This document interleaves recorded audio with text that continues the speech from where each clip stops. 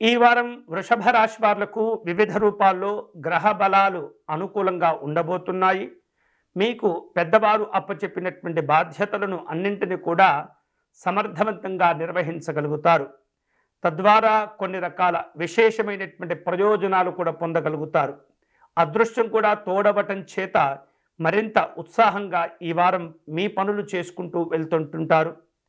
అవకాశాలన్నీ కూడా చాలా చాకచక్యంగా వ్యవహరిస్తూ వాటిని సద్వినియోగం చేసుకుని వాటి ద్వారా అభివృద్ధి చెందేటటువంటి ప్రయత్నాలన్నీ కూడా కలిసి వస్తాయి. అలాగే అనవసరమైనటువంటి లేదా సంబంధం లేనటువంటి విషయాల్లో ఎటువంటి పరిస్థితుల్లో కూడా ఈ వారం మీరు జోక్యం చేసుకోకూడదు.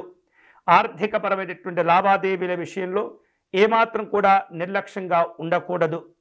ఆదాయానికి మించినటువంటి ఖర్చులు కొంత ఇబ్బంది పెడుతుంటాయి కాబట్టి అలా ఆదాయానికి మించినటువంటి ఖర్చులు ఏవైతే ఉంటాయో వాటిని వెంటనే తగ్గించుకోవటం అనేది చాలా చాలా మంచిది. అలాగే మీరు ఎవరికైనా ఇతరులకు ఇవ్వవలసినటువంటి బాకీలు కానీ అప్పులు కానీ ఇవ్వవలసినటువంటి అవసరాలు కనుక ఉన్నట్లయితే వాటిని వెంటనే చెల్లించడం మంచిది. నిర్లక్ష్యాలు ఏమాత్రం కూడా మంచిది కాదు. తద్వారా మీరు చేపట్టినటువంటి పనులన్నీ కూడా సకాలంలో సాఫీగా ముగిసిపోతూ ఉంటాయి. ఆర్థికపరమైనటువంటి అంశాల్లో ఎప్పటికప్పుడు ఉన్నతపరమైనటువంటి శుభాలను పొందేటటువంటి అవకాశాలు ఉన్నాయి. భార్యాభర్తల మధ్య ఈ వారం అనుకూలత, అన్యోన్య దాంపత్య జీవనాలు ఏర్పడుతుంటాయి.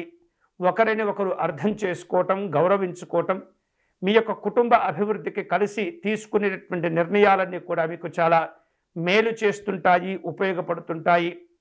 వివిధ రూపాల్లో స్నేహితులను, బంధువులను కలుసుకుంటారు లేదా వారిని మీ గృహాలకు అతిథులుగా ఆహ్వానించేటటువంటి అవకాశాలు కూడా కనిపిస్తున్నాయి. ఆరోగ్య విషయాల్లో ఈ వారం వృషభ రాశి వారు జాగ్రత్తలు తీసుకోవాలి. సమయం చిక్కినప్పుడు సంగీత సాహిత్య కార్యక్రమాలలో పాల్గొంటూ ఉంటారు. వివిధ రూపాల్లో సందర్శన స్థలాలను కొంత ఆస్వాదించేటటువంటి అవకాశాలు కూడా కనిపిస్తున్నాయి. మీకు రావలసినటువంటి కొన్ని బాకీలను జాగ్రత్తగా వసూలు చేసుకోవాలి. అలాగే మీరు చేపట్టిన కొన్ని పనులు ఎన్నో రకాలుగా ప్రయత్నిస్తే కానీ ముందడుగు వేయనటువంటి పరిస్థితి కనిపిస్తుంది. అలాంటి మొండి ప్రయత్నాలు ఏవైతే ఉంటాయో వాటి విషయంలో మరింత జాగ్రత్తలు తీసుకోవాల్సినటువంటి సందర్భం ఉండబోతుంది.